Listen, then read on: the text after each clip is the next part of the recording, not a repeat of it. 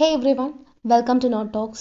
University grants commission നടക്കുന്ന net എക്സാംസിനെ കുറിച്ചിട്ടുള്ള കുറേ ഡീറ്റെയിൽസും അതുപോലെ തന്നെ സിലബസ് ഓറിയൻറ്റഡ് ആയിട്ടുള്ള വീഡിയോസും ഒക്കെ തന്നെ ഇനി നമ്മുടെ ചാനലിൽ ഉണ്ടാവും. ഓൾറെഡി നമ്മൾ ഡിഗ്രിക്കാർക്കും PG സ്റ്റുഡൻസിനും ഒക്കെ വേണ്ടിയിട്ടുള്ള ക്രാഷ് കോഴ്സുകളും അതുപോലെ ഓൺലൈൻ ഫ്രീ ക്ലാസ്സുകളൊക്കെയാണ് പ്രൊവൈഡ് ചെയ്തിട്ടുണ്ടായിരുന്നത്. ഇനി മുതൽ പേപ്പർ 1-ൻ്റെയും പേപ്പർ 2-ൻ്റെയും ഒക്കെ തന്നെ ക്ലാസ്സസ് നമ്മുടെ യൂട്യൂബ് ചാനലിൽ അവൈലബിൾ ആയിരിക്കും. അതുപോലെ തന്നെ ഒരു വാട്സപ്പ് ഗ്രൂപ്പ് കൂടി നമ്മൾ UGC നെറ്റിൻ്റെ പേപ്പർ 1-ന് വേണ്ടിയിട്ട് സ്റ്റാർട്ട് ചെയ്തിട്ടുണ്ട്. നിങ്ങൾക്ക് ഡെയിലി കുറച്ച് ക്വസ്റ്റ്യൻസ്, അതായത് വർക്കൗട്ട് ചെയ്യാൻ വേണ്ടിയിട്ടുള്ള ക്വസ്റ്റ്യൻസ് നിങ്ങൾക്ക് അതിൽ അവൈലബിൾ ആയിരിക്കും. ആ ക്വസ്റ്റ്യൻസിനൊക്കെ തന്നെ നിങ്ങൾ ആൻസർ ചെയ്യുക. ഡെയിലി നമ്മൾ ഇതുപോലെ മോക്ക് ടെസ്റ്റ് പോലെ ചെയ്യുമ്പോൾ നമുക്ക് ഒരുപാട് കാര്യങ്ങൾ ഓർത്ത് വെക്കാൻ വേണ്ടി പറ്റും. അപ്പോൾ അടുത്തൊരു ജൂൺ സൈക്കിൾ വരുമ്പോഴേക്കും ഏകദേശം ഒരുപാട് ക്വസ്റ്റ്യൻസ് നമ്മൾ ആൻസർ ചെയ്തിട്ടുണ്ടാവും, ഒരുപാട് ക്വസ്റ്റ്യൻസ് നമ്മൾ തെറ്റിച്ചിട്ടുണ്ടാവും. അതിൽ നിന്നൊക്കെ തന്നെ നമ്മൾ പഠിക്കും.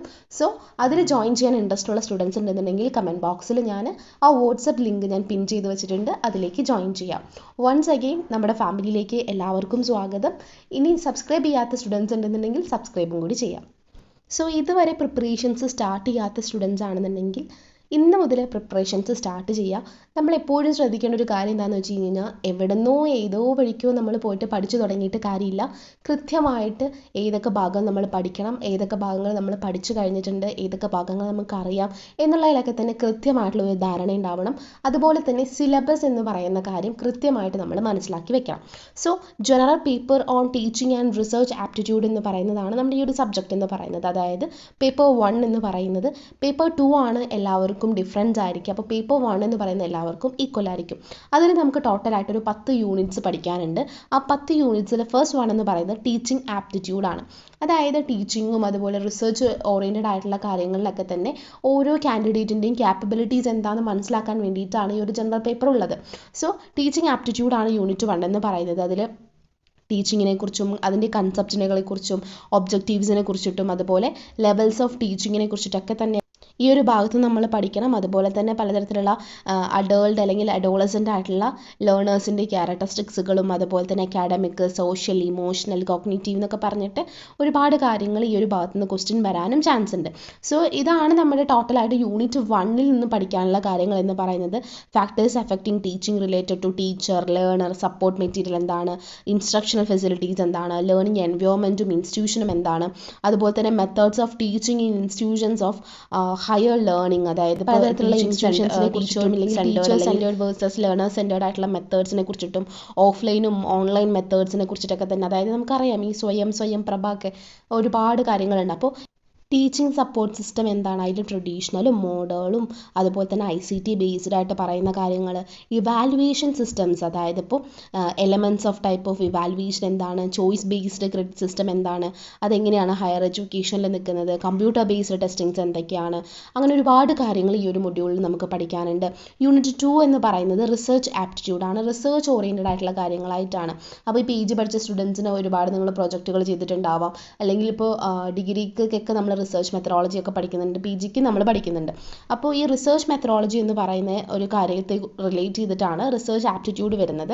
റിസർച്ച്, അതിൻ്റെ മീനിങ് എന്താണ്, ടൈപ്സ് എന്താണ്, ക്യാരക്ടറിസ്റ്റിക്സ് എന്താണ്, അതുപോലെ തന്നെ മെത്തേഡ്സ് എന്തൊക്കെയാണ്, സ്റ്റെപ്സ് എന്തൊക്കെയാണ്, തെസിസ് എന്താണ്, ആർട്ടിക്കിൾ റൈറ്റിംഗ് എന്താണ്, അതിൻ്റെ ഫോർമാറ്റും സ്റ്റൈൽ ഓഫ് റെഫറൻസിങ്ങും എന്താണ്, അതുപോലെ റിസർച്ച് എത്തിക്സ് എന്താണ്, ഇതൊക്കെയാണ് ആ ഒരു യൂണിറ്റിൽ പഠിക്കുന്നത്.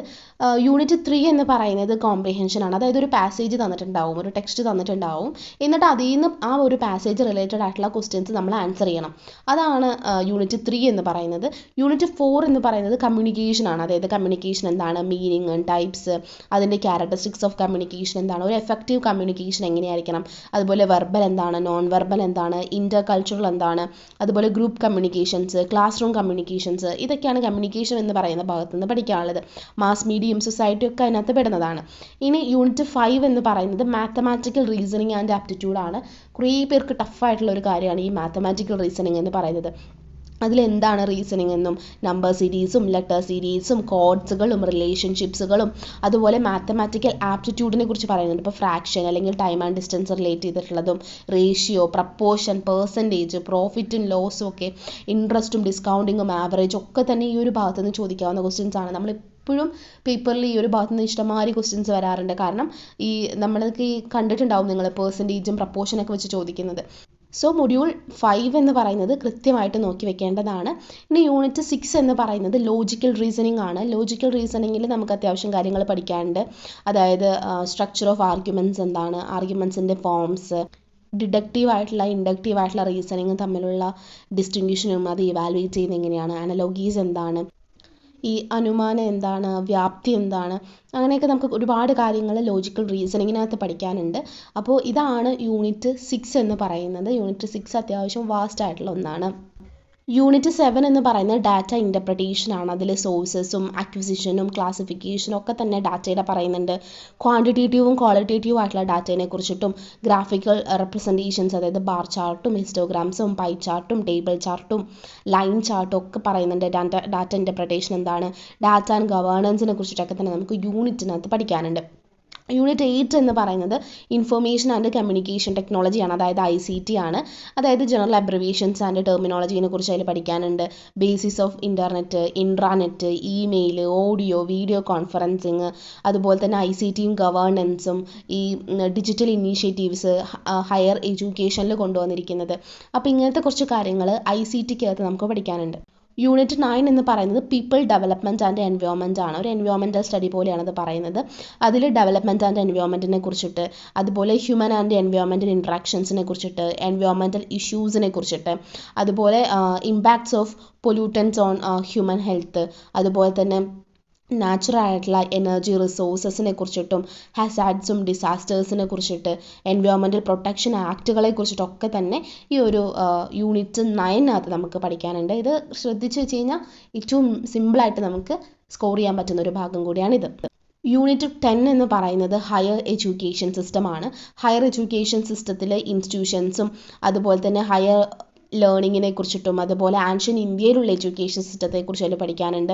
അതുപോലെ തന്നെ ഈ ഒരു ഹയർ ലേണിംഗ് സിസ്റ്റം എന്ന് പറയുന്നത് എവല്യൂഷനിലൂടെയും അതുപോലെ പലതരത്തിലുള്ള റിസർച്ചിലൂടെയും പോസ്റ്റ് ഇൻഡിപെൻഡൻസ് ഇന്ത്യയിൽ എങ്ങനെയാണ് വന്നിട്ടുള്ളത്, അതുപോലെ തന്നെ കൺവെൻഷണലും നോൺ കൺവെൻഷണലും ആയിട്ടുള്ള ലേണിംഗ് പ്രോഗ്രാംസിനെ കുറിച്ചിട്ട്, പ്രൊഫഷണൽ ടെക്നിക്കൽ സ്കിൽ ബേസ്ഡ് എഡ്യൂക്കേഷനെ കുറിച്ചിട്ട്, പോളിസീസ്, ഗവേണൻസ് ആൻഡ് അഡ്മിനിസ്ട്രേഷനെ കുറിച്ചിട്ടൊക്കെ തന്നെയാണ് ഹയർ എഡ്യൂക്കേഷൻ സിസ്റ്റത്തിനകത്ത് നമുക്ക് പഠിക്കാനുള്ളത്.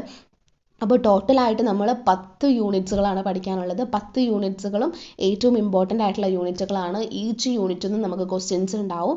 അപ്പോൾ ഇനി വരുന്ന എല്ലാ വീഡിയോസിലും എന്തുണ്ടാവും, നമ്മൾ ഓരോ യൂണിറ്റ് ബേസ് ആയിട്ട് ഓരോ ടോപ്പിക് വൈസ് ആയിട്ടുള്ള ക്ലാസ്സുകൾ ഉണ്ടാവും. അപ്പോൾ ജോയിൻ ചെയ്യാൻ ഇൻട്രസ്റ്റ് ഉള്ള സ്റ്റുഡൻസ് ഉണ്ടെന്നുണ്ടെങ്കിൽ ആ ഒരു വാട്സപ്പ് ഗ്രൂപ്പിൽ ജോയിൻ ചെയ്യുക. അവിടെ നമുക്കൊരു കമ്പൈൻഡ് സ്റ്റഡി പോലെയാണ്. നമ്മൾ ഡെയിലി ഒരു 10-15 ക്വസ്റ്റ്യൻസ് ഒക്കെ ഇടും. നിങ്ങൾ അതൊക്കെ തന്നെ വർക്ക്ഔട്ട് ചെയ്യുക. അത്രയേ ഉള്ളൂ അതിനകത്ത്. അടുത്തൊരു ജൂൺ സൈക്കിളിന് വേണ്ടിയിട്ട് നന്നായിട്ട് പ്രിപ്പയർ ചെയ്യുക. നോട്ട്സും കാര്യങ്ങളൊക്കെ ഉണ്ടാക്കി വെക്കുക. വീഡിയോ ക്ലാസ്സുകളൊക്കെ തന്നെ കാണാം കേട്ടോ.